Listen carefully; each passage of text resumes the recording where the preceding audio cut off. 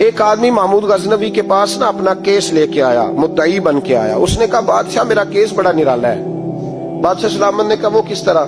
کہنے لگا یہ میرے پاس ایک تھیلی ہے، میں نہ سفر پہ جانے لگا تو یہ تھیلی پوری ہیروں کی بھری ہوئی. فلاں علاقے کے جو قاضی صاحب ہے نا، میں جاتی دفعہ میں کہیں سفر پہ جا رہا تھا تو میں ان کے پاس چھوڑ گیا کہ رستہ لمبا ہے، کہیں کوئی مجھ سے چھین نہ لے، ہیروں کی بھری ہوئی. کچھ دنوں کے بعد میں واپس آیا ہوں، قاضی صاحب نے مجھے تھیلی واپس کی ہے تو اس میں ہیروں کی بجائے کھوٹے سکے نکلے. اب میں نے قاضی صاحب سے کہا ہے تو قاضی صاحب تو میرے گریبان تک آتے ہیں، وہ کہتے ہیں بتا کہیں سے پھٹی ہے، کھلی ہے؟ وہ جس طرح ٹانکے لگا کے تو نے سی تھی اسی طرح لگے ہوئے ہیں کہ نہیں؟ تو حضور لگے بھی بالکل اسی طرح ہے، نہ پھٹی ہے نہ کھلی ہے. اب میں لٹ گیا ہوں، میری کل عمر کی کمائی ضائع ہو گئی، کھوٹے سکے کہاں اور ہیرے کہاں؟ تو مہربانی کریں اور آپ کی بارگاہ میں اللہ رسول کے نام پر حلف دیتا ہوں کہ میں ہوں بالکل سچا. محمود غزنوی کہنے لگے تو جا، تھیلی چھوڑ جا، اور جب میں تجھے بلاؤں گا پھر دوبارہ آنا. وہ شخص چلا گیا. محمود غزنوی اٹھے، دربار برخاست کیا، لوگوں سے کہنے لگے چلے جاؤ، میں 3 دن کے لیے سیر کرنے جا رہا ہوں، 3 دن کے بعد لوٹوں گا. اکیلے جب رہ گئے نا محمود دربار میں تو محبوب نے چھری منگائی. وہ جس تخت پہ بیٹھتے تھے وہاں گدا بچھا ہوا تھا، یہ گدا پڑا ہے نا، وہ گدا بچھا ہوا تھا. محمود نے چھری کے ساتھ اس کو پھاڑ ڈالا اور چھری جیب میں رکھی نکل گئے. کہنے لگے میرے بعد کوئی میرے دربار والے احاطے میں داخل نہ ہو. محمود چلے گئے. اب وہ صفائی کرنے والا جب آیا نا، اس نے آ کے دیکھا تو گدا تو پھٹا ہوا ہے. اس نے شور ڈال دیا، پہرے دار بھی آ گئے، فلاں صاحب بھی آ گئے، فلاں صاحب. اس نے کہا وہ خدا کے بندو، اس کا گدا پھٹ گیا ہے، وہ تو مار ڈالے گا. اس نے کہا تھا سوائے صفائی اور نگرانی والے کے دوسرا آئے کوئی نہ، اور یہاں آیا بھی کوئی نہیں. پہلے دن ہی پھٹا ہوا ہے تو لٹکا دے گا سب کو، کیا کریں؟ شور ہو گیا، سارے دربار کے ملازمین اکٹھے ہو گئے. ایک بندہ بولا، کہنے لگا فکر نہ کرو، میں کیسے بندے کو جانتا ہوں، اس طرح سیے گا کہ جس نے پھاڑا ہوگا اسے بھی پتہ نہیں چلے گا کہاں سے پھٹا تھا. ایسا بہترین رفو کرے گا کہ پتہ بھی. اس نے کہا یار ہم سارے 1 مہینے کی تنخواہ دیتے ہیں، تو بندہ بلا. وہ بلا لیا اس کو، اس کا نام محمد رفو گر تھا. وہ آیا، اس کو گدا دکھایا، اس کا یار اس طرح سینہ پتہ نہ چلے. اس نے کہا فکر ہی نہ کرو، میں بڑا کاریگر ہوں. بڑے بڑے کاریگر لوگ نہیں ہمارے ملک میں پائے جاتے، کوئی نشان چھوڑتے ہیں پیچھے بڑے. احمد رفو گر کہنے لگا اس طرح سیوں گا کہ پھاڑنے والے کو بھی پتہ نہیں. ان کا پیسے لے یار تو سی دے. اس نے سی دی، اگلے شام ہی لا کے بچھا دیا گدا. تیسرے دن بادشاہ سلامت آئے، آ کے پہلی نظر گدے پہ ڈالی. اس نے بلایا سب ملازمین کو، کہا کس نے سیا ہے؟ کہا جناب کیا ہوا؟ کہا یہ پھٹا ہوا تھا. کس نے؟ کہا نہیں پھٹا ہی نہیں. وہ کہنے لگے بنو بات، میں خود پھاڑ کے گیا تھا. تو بتاؤ صحیح سیا کس نے ہے؟ کہا جناب آپ پھاڑ کے گئے تھے تو بتایا کیوں نہیں؟ فرمانے لگے اسی لیے تو بتایا نہیں تھا کہ تم خود تحقیق کر لو.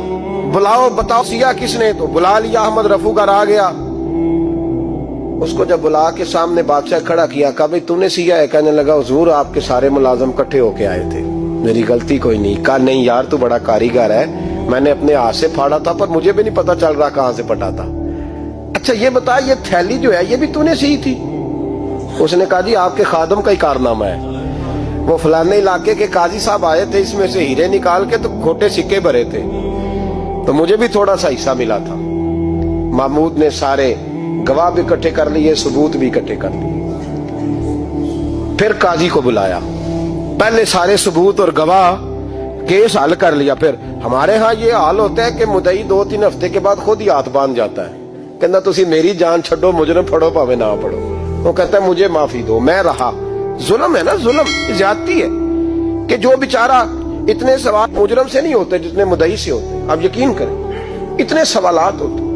سارے ثبوت اکٹھے کر کے قاضی صاحب کو بلایا، تنہائی میں لے جا کے. محمود غزنوی نے کہا قاضی صاحب آپ سے غلطی ہو گئی، غریب آدمی تھا، وہ لٹ گیا ہے، اس نے تو بڑی مشکل سے کچھ ہیرے جمع کیے تھے اور اس کی کل کائنات تھی، تو آپ اس کا مال اسے دے دیں، بات ختم. قاضی صاحب کہنے لگے آپ مجھ پہ الزام لگا رہے ہیں، سوال ہی نہیں پیدا ہوتا. آپ میری داڑھی دیکھیں، آپ میرا اعزاز دیکھیں، دنیا جانتی ہے میں اس کا. قاضی صاحب انسان بھول ہی جاتا ہے، بندہ بھول جاتا ہے، غلطی ہوگی، مال نے. کہا نہیں سبق. کہا میں تنہائی میں پوچھ رہا ہوں، میں اس وقت پوچھ رہا ہوں جب دوسرا موجود کوئی نہیں. آج توبہ کر لے، میں کچھ نہیں کہوں گا، تو میری زبان پہ اعتبار کر، تجھے پتہ ہے میں جو کہتا ہوں اس پہ عمل بھی کرتا ہوں، باز آ جا. پر قاضی نے کہا نہیں میری غلطی کوئی نہیں، मामूद ने फिर बड़े दरबार में बुला लिया।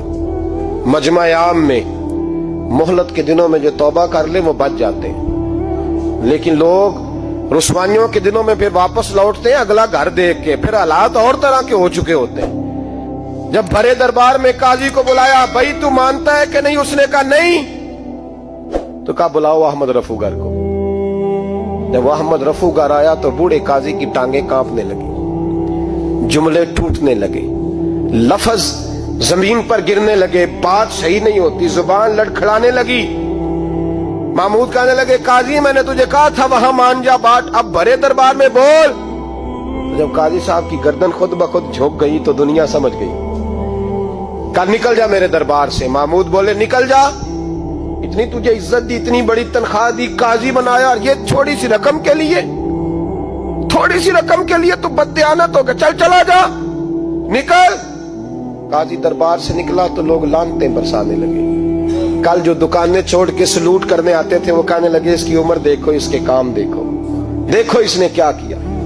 घर गया, बच्चे जिनके लिए पाप कमाया था, जिन्ना ली तू पाप कमाए हुन किथे नहीं हो तेरे घर दे। वो बच्चे कहने लगे अब्बा जी हम तो स्कूल मदरसा जाने के काबिल नहीं रहे, उम्मीद थी कि बीवी साथ देगी। वो कहने लगी मैं मेके कैसे जाऊंगी, गली की औरतें तरह तरह की बातें बनाती हैं। और भाई कामयाबियों के बड़े सरबराह होते हैं, कोई कामयाब हो जाए तो सारे कहते हैं मेरी सपोर्ट से हुआ है। नाकामियां हमेशा यतीम होती हैं, नाकामियों का कोई सरबराह नहीं होता। जब तक तो काजी था तो बड़े बात थी, हर बंदा कहता था रिश्तेदार है, रुसवाई हो गई तो वो तेरी आंख हो या संगे मलामत की चुभन। कौन पहुंचा है मेरे दर्द की गहराई तक, दौरे शोहरत में तो यारों ने किया याद बहुत, साथ आया ना कोई कूचे रुसवाई तक। और मियाँ साहब कहने लगे सारी उम्र ही आटा गुद है, मैं लखा कीते नहीं पेड़े, अब वक्त आया ही ते मोहम्मद बख्शा कोई नहीं हूं बैठा नेड़े। हालात ही बदल गए। काजी खामोशी से अंदर चला गया, अपनी रुसवाई समेट के बिस्तर पे लेटा। न रोटी की भूख लगी, न पानी की प्यास लगी, न नींद आई, सारी रात तड़पता रहा। सवेरे घर वालों ने दरवाजा खोला तो रूह परवास कर गई थी, दुनिया छोड़ गया। हजरत अबू नूर अलैहिर्रहमा बोले, फरमाने लगे याद रखो कभी बददियानती न करना, कभी। ये तो महमूद गजनवी की अदालत थी, कयामत में रब करीम की अदालत लगेगी। और फरमाया वहां तो गवाही देने वाला अहमद रफूगर था, कयामत में तो तुम्हारे अपने हाथ पैर गवाहियां देंगे, हमारा अपना वजूद गवाही देगा। और फरमाया यहाँ तो लानते दुनियादार बरसाते थे, वहां फरिश्ते होंगे। और काजी को तो मौत आ गई थी, कयामत में तो दोबारा मौत भी कोई नहीं आएगी, वहां तो रहना है और सहना है।